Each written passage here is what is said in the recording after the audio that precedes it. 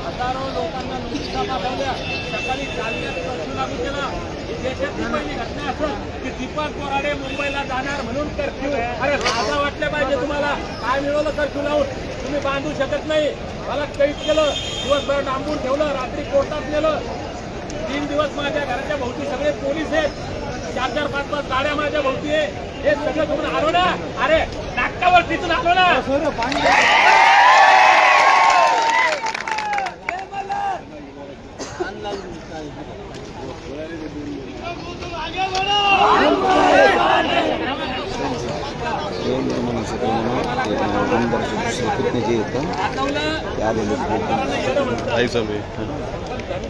येऊ द्या भेटेल का असं चारी बाजून रोखलं ना.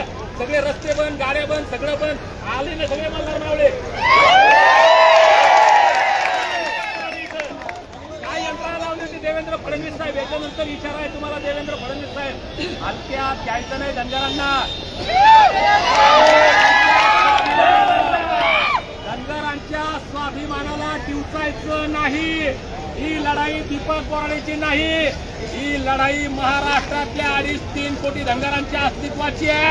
ही लढाई महाराष्ट्रातल्या 2.5-3 बोलायचं प्रेमानं. देऊ नका साहेब, देऊ नका. पण शांत तुम्ही जर येतात असाल वाकड्या, आम्ही इन्कलाब जिंदाबादचा नारा दिलेला आहे. गोळ्या घातल्या तर मागे येणार नाही, पण याचा परिणाम तुम्हाला भोगावा लागतो. साहेब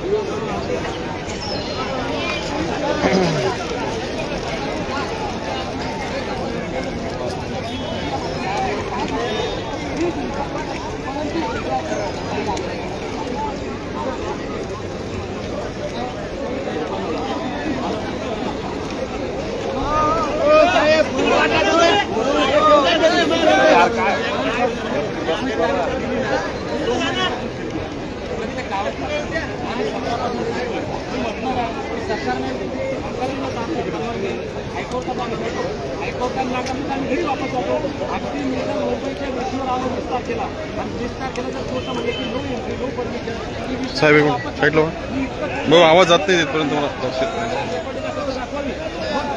सगळं बोललं ना. कशाला खाजवायचं, कशाला वाकड्यात जायचं? एक म्हण आहे आमच्याकडं.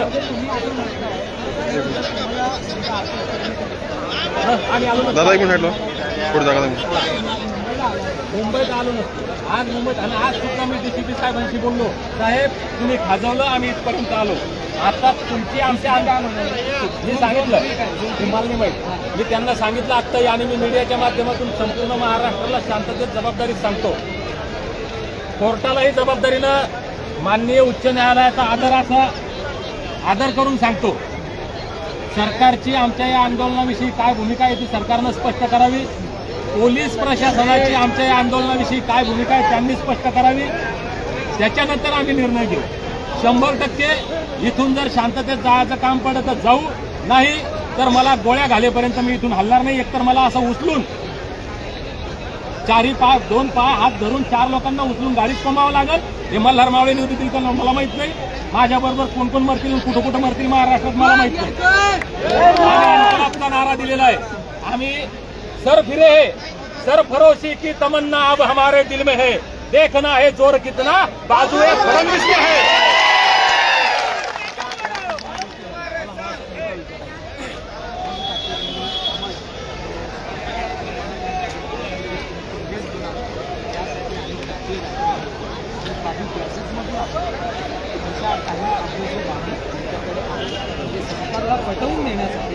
बाबा या पर्व या म्हणजे एस टी पर्वतून आम्हाला आरक्षण म्हणजे बाबासाहेबांच्या माध्यमातून पूर्वीच देण्यात आलं, परंतु आम्हाला ओबीसी म्हणून अजूनही तशाच पद्धतीने कुठेतरी एस टीपासून म्हणजे वंचित ठेवण्यात आलं. या संदर्भात तुम्ही पटवून कसा तो मुद्दा देणार आहात?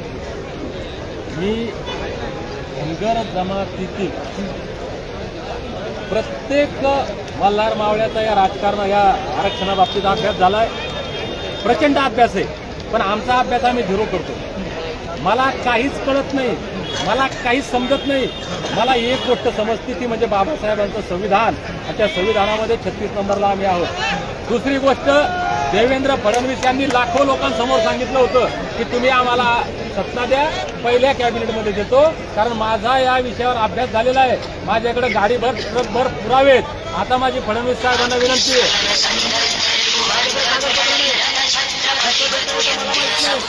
काय करायचं मला माहित नाही. मला इतकं माहिती आहे की मी माझा घटनादत्त अधिकार मागतोय, आणि फडणवीस साहेबांनी लाखो लोकांसमोर सांगितलंय पहिल्या कॅबिनेटमध्ये देतो.